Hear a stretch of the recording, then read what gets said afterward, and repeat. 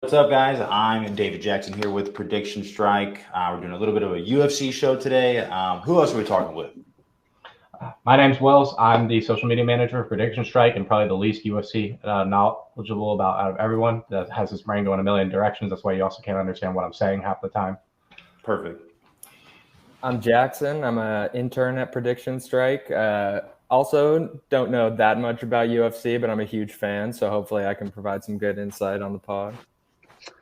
I'm Grant. I do a bit of everything social media wise and definitely a bit of a casual UFC wise, but I watch my fair share of cards and ready to discuss.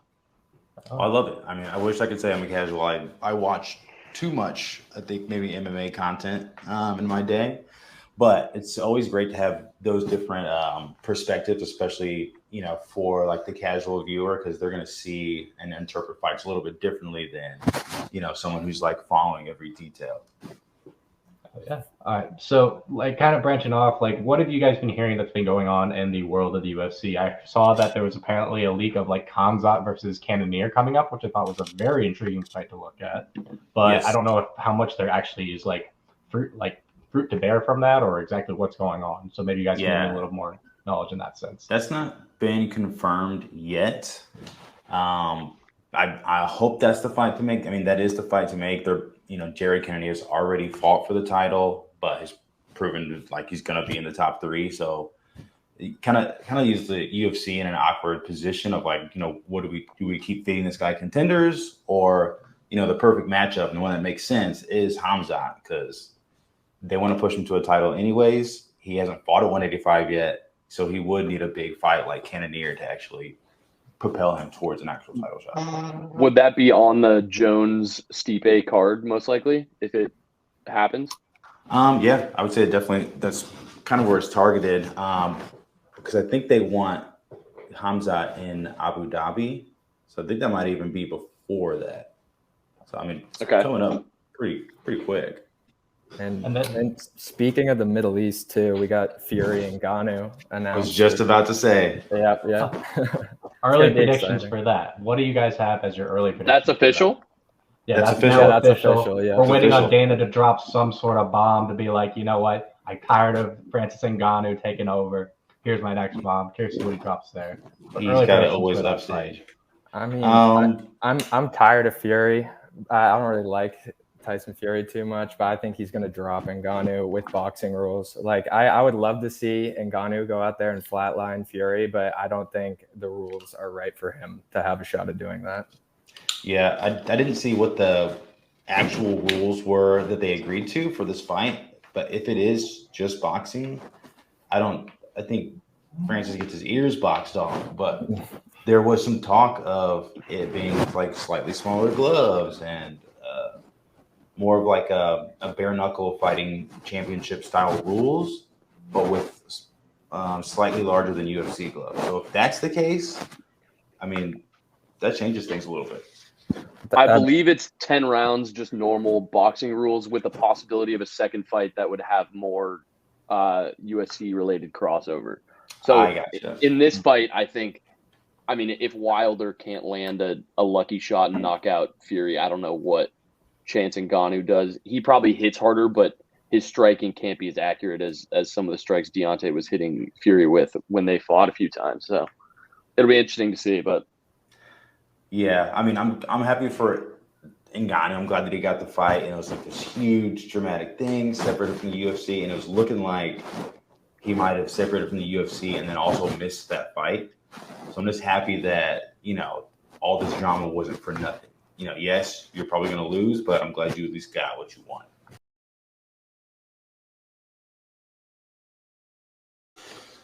All right, we're going to go ahead and talk about the fights for this Vegas fight night. Get a couple of prices out there, and what our investment picks are, and what we would kind of lean into, especially going into this weekend. All right. So the first fight that we have on the main card here is Terrence McKinney versus, I hope I say this right, Nazim Sadikov. Perfect. Sounds right. You nailed it. Let's go. All right.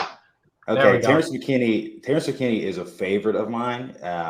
When he comes in, he goes in to end the fight within a minute every time.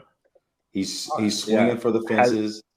Have any of his fights even gone to decision? Not that In the UFC, no. In the UFC, it's literally he's finished the fight or he got finished in his last fight. So I think we can expect kind of a quick fight is what it's sounding out from kind of a consensus basis here. And if we look at the prices, McKinney's clear underdog at 82 cents a share, a really, really nice value. Terrence is at 82 cents? Way too cheap in my personal opinion. Buy the dip. Buy the dip. And if it dips further somehow in this fight, then I'd buy further on the dip because I don't think he's going away anytime soon. Because I remember the hype train that was coming initially when he came in as a prospect. Then on the other side, you have Nazim, who is currently priced at $1.31 and almost double the price and making him a favorite. He's risen 30% in the last year as well. So definitely someone that people are looking at investing in. I definitely wouldn't sleep on him in this fight. If your last name ends in OV, there's a pretty good chance you're a badass. You know, this fight might end up on the ground fast, and then who knows? So there's definitely Nazim has a great chance of winning this fight. I would say my only hesitation there, as far as investing in Nazim, is Terrence McKinney is also a really great wrestler, and so I think he's not going to be as susceptible to what most people when they're facing a Russian or a Dagestani, they're going down. That's just how it's going to go. But when you have a strong wrestler like the Michael Chandlers of the world, Terrence McKinney's a really good wrestler. I think it negates a little bit of that, that Russian wrestling allure. Okay. Yeah, and I feel like it's also important to note too that Nazim's on an 8-fight win streak right now. McKinney's lost 2 of his last 3, so that's something to look out for too. Jeez. Oh yeah, I'm looking to buy the dip there. That's for me. If we're talking investments, that is an opportunity to invest. And the nice thing about PredictionStrike 2, it's not like an all or nothing. It's not like I'm betting, $100 on the underdog, and if he loses, whatever. His price is already dipped so low. Yeah, you're not exactly. Losing that's much a buy money right there. now. You're not losing much money there. Even if he does lose the fight. So that's one of the bigger advantages that I would say investing, over betting. So yeah, I think T-Rex is a buy any day of the week at the price it's at now for sure. 100%. So before we go into exactly who we're taking on this fight and how exactly we see it's going to be finished here, gonna say exactly what the theoretical price increases and differentials are going at this point. So if Nazim gets the overall win by a decision, he's going up 9%. McKinney will go down 9%. But if he wins by a decision, by a knockout or submission or something along those lines, you get that extra 5% on there, putting him up 14%. Now, if you want to ride the Terrence McKinney train, you're going to be looking at more of a potential 24% gain on a win, where with a 29% gain on a finish of some variety. Moving to the next fight that we have here, if I can speak, we have Junyoung Park versus Albert Duraev.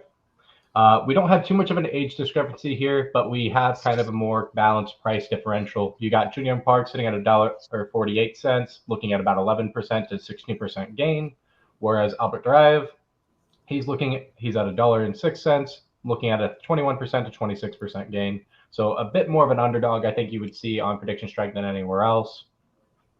And I don't know. These fighters look pretty equal in a lot of senses of the word. Their records aren't too far apart. There's not really a height discrepancy. Obviously, same weight class, nothing too crazy there. Where do you guys see this fight going and kind of the overall logic behind it? Well, I think it's an interesting fight. I think I'm leaning towards Park on this one. He's a little bit more of just an exciting fighter in general. He kind of goes for it. Albert Duraev, he is good, but he does, what his last name is. He leans on that grappling a little bit. He's going to wear you down. He's looking to drag you down the cage and beat you up. UFC, I think, they're secretly hoping that they're more, action-packed fighters who are going to move forward. I think Park is in a position to, win this fight and get a little bit more push from the UFC side of things.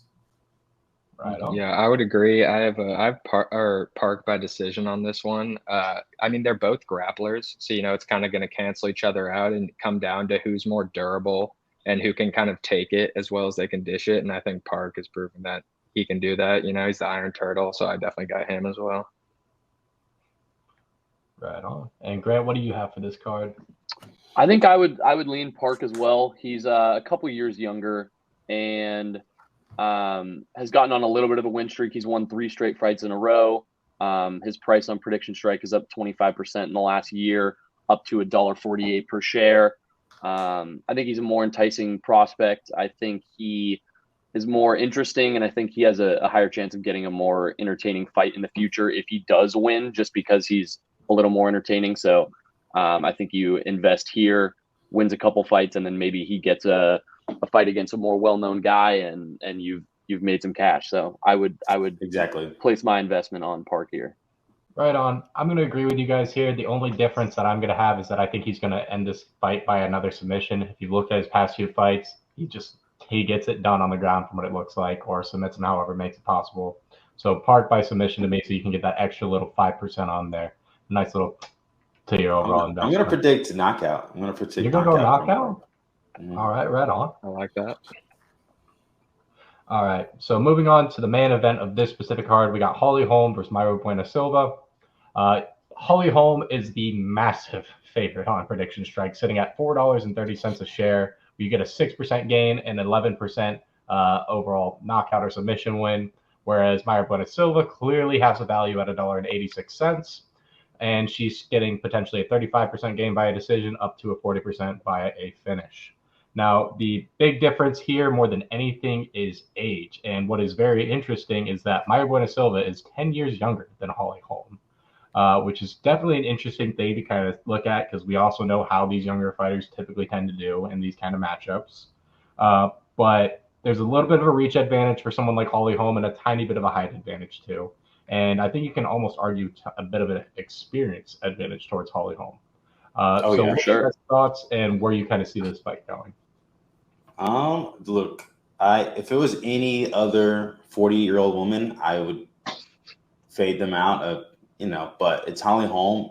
She doesn't age. She looks incredible in her last fight, and she wants one more crack at the title. She looks like she's really motivated.